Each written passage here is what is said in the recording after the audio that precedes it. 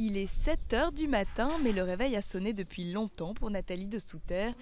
Dimanche, elle se présente au Grand Steeplechase, une spectaculaire course d'obstacles à Paris. Un véritable marathon de 5800 mètres qui emprunte les plus gros obstacles de l'hippodrome d'Auteuil.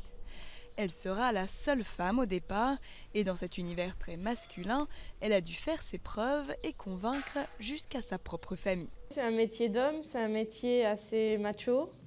Dans ma famille, ils étaient machos aussi et ils ne voulaient pas trop que je rentre dans le métier parce qu'ils pensaient que ce n'était pas du tout fait pour une femme.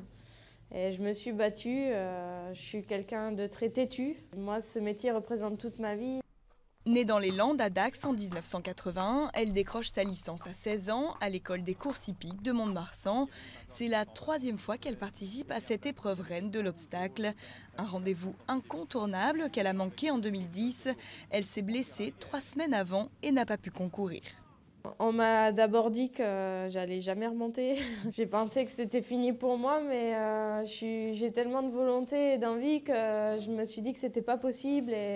Et donc je me suis battue, j'ai patienté, j'ai vraiment fait ce qu'on m'a dit au millimètre et c'est rentré petit à petit dans l'ordre.